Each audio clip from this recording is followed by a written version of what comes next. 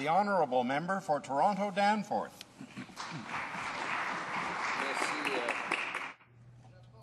Thank you. I'd like to thank my colleague for her service to this country, for all the work she's done for the country, for our caucus, for her service to our former leaders, Ed Broadbent, to Audrey McLaughlin, and Alexa McDonough. Because with Dawn Black, what we have in Dawn Black, rather, is a woman of integrity, a courageous woman, a woman who works non-stop for her constituents. In New Westminster, Coquitlam. And I offer her our sincerest thanks. And I appreciate also that so many members have stayed in the House to participate in this tribute, because there are members present from all sides, to acknowledge her for her efforts and the work that she's done for this wonderful Member of Parliament. This Member of Parliament, as a member of a caucus, is an extraordinary contributor. I think that all of you here in this chamber have participated, of course, in caucus meetings, and from the way in which this Member of Parliament conducts herself here, I think you can imagine that in a caucus meeting she's a very important influence for all of us.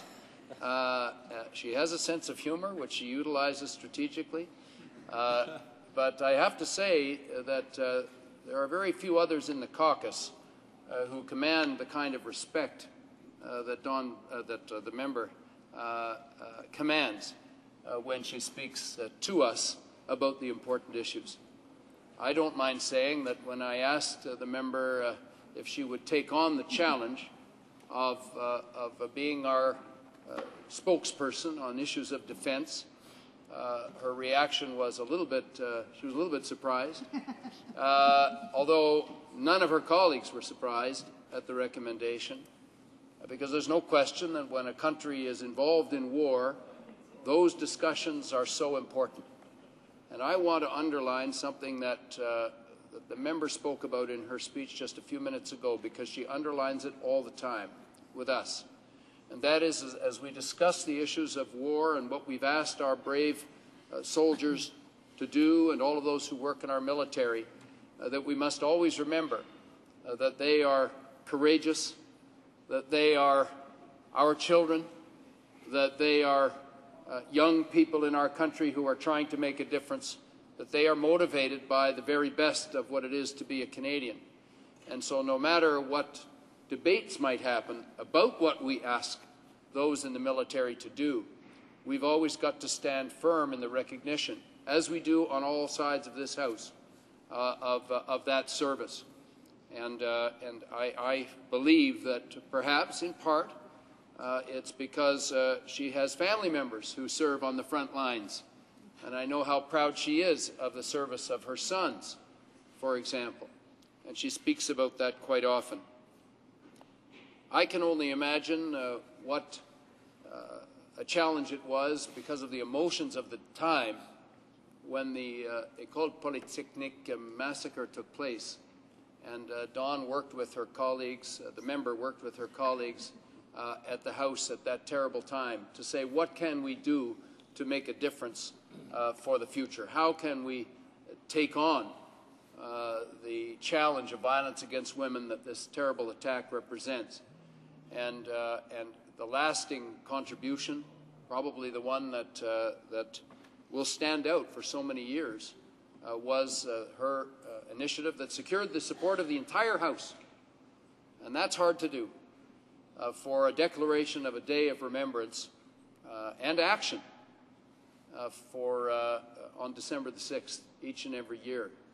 And I think that one thing we could do in recognition of the work of this wonderful Member of Parliament is rededicate ourselves to that issue, and to try to infuse into that day even more meaning, because there's no question that the issue of violence against women continues to be a very, very serious problem, not just here in Canada but around the world.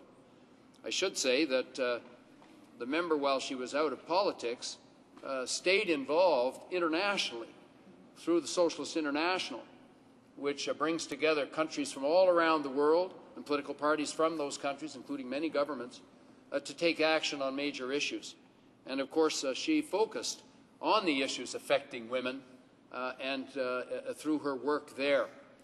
And I believe that the emphasis that she has placed here today and has continued to do on the important role of women in politics and the need to have more women in this House of Commons and at all levels of government is so important. And I want to thank her for her reminding us of that today. She's given us a challenge because we do seem to be stuck at about 20% in the House of Commons.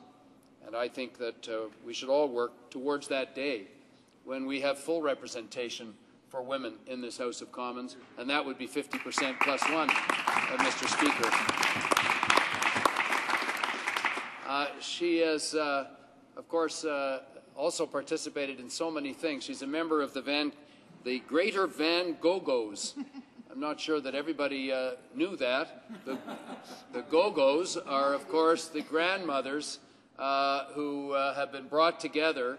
I know the Stephen Lewis Foundation played a considerable role in acting as a catalyst there. And they're the grandmothers, the Canadian grandmothers who came together with the grandmothers of Africa, who are, of course, now raising their grandchildren because their daughters have passed away due to the AIDS crisis in Africa. And the work of these grandmothers is really quite extraordinary. And I know that that's a cause that our member will be continuing on with, no doubt. I guess I just close, because so many wonderful words have been said here today. I just simply want to close with a reference to the family and staff. The staff have worked very, very hard. The member has had an extraordinary team working with her. And of course, her family support has always been there and so solid. And I can tell you that she's very proud of her family, and we are as well. So, Mr. Speaker, on behalf of New Democrats across the country, we want to wish the Member of Parliament from New Westminster, Coquitlam, well in her next venture. We do hope that she'll be successful in it. We do hope that we'll be working with her in a new capacity. We'll miss her here, but her contributions are by no means reaching a conclusion. In some ways, they're just beginning. Thank you very much, Mr. Speaker.